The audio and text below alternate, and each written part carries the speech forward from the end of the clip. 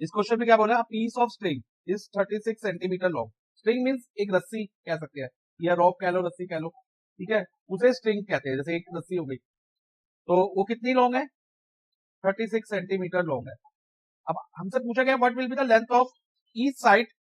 Length of each side क्या होगी, if it is used to form, first part में क्या बनाया, इसको बेंड करके एक स्क्वायर बना दिया, मतलब इसको मोड़ा, इसको मोड़ के हमने क्या बनाया है, स्क्वायर बनाया बी ए पार्ट में, और बी पार्ट में हमने क्या बनाया, एक ट्रायंगल बनाया, और सी पार्ट में एक हेक्सागन बनाया। तो जब हम इसको स्क्वायर की शेप में बेंड कर रहे हैं, जैसे ये बेंड किया, ये स्क्वायर की ये रोप हो गई, इसको हमने किस शेप में बेंड कर दिया, स्क्वायर की शेप में। अब ये रोप किस शेप में आ गई, स्क्वायर की, और ये जो पॉइंटर में ध्यान देना, ये रोप की लेंथ होगी जिसके जो ऑल अराउंड का स्क्वायर है।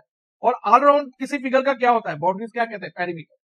तो ये जो होगा ना 36 सेंटीमीटर, तीनों फिगर की बाउंड्रीज होगी, यानी कि पेरीमीटर होगा। तो हम लिख देंगे perimeter of square is equal to जो लेंथ ऑफ द रोप है या स्ट्रिंग है, लेंथ ऑफ द स्ट्रिंग कितनी दी है हमें, 36 सेंटीमीटर। हमें पेरीमीटर ऑफ स्क्वायर दिया हुआ है, और हमें क्या फाइंड क्या करना था, what will be the length of each side, इसकी साइड की लेंथ फाइंड करनी।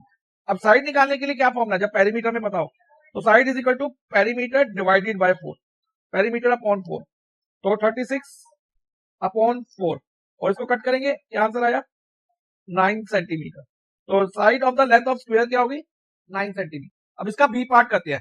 अब अगर इसी स्ट्रिंग को हम किस शेप में ले आए, ट्रायंगल की शेप में ले आए, तो ये ट्रायंगल का क्या बनेगा, ट्रायंगल की क्या चीज होगी, पेरीमीटर।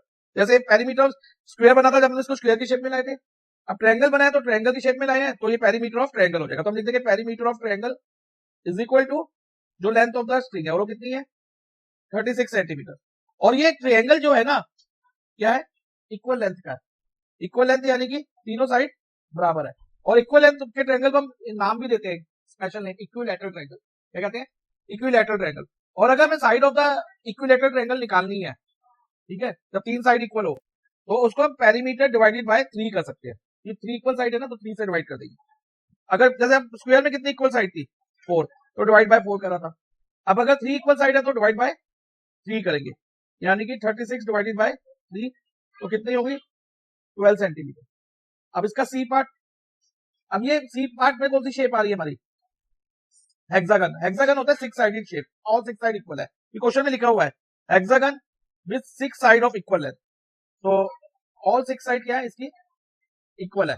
तो इस केस में भी जब हमने इसको बेंड करके बनाया तो ये क्या बना, इसका पेरीमीटर हो गया। तो इधर हम लिख देंगे perimeter of hexagon is equal to क्या होगा, 36 centimetre, length of the string के बराबर। अब अगर इसकी साइड निकालनी है तो आप किससे डिवाइड करेंगे, जितनी इसकी साइड्स है, कितनी साइड्स है, 6 साइड्स है, तो पेरीमीटर डिवाइडेड बाय 6 हो जाएगा। और पेरीमीटर कितना निकल है हमारा, 36, 36 डिवाइडेड बाय 6, और 36 को 6 से काटेंगे तो 6 आ जाएगा।